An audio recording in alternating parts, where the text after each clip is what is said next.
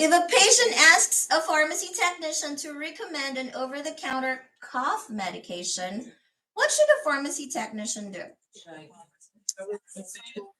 Let me go get a pharmacist for you are the words that you should master. Yeah. Or ask the pharmacist why you are not to give any counseling or advice that is not your job. Okay. What is the most common side effect to watch for when a patient is taking sulfonamides? Seizures, rash, diarrhea, mental disturbance.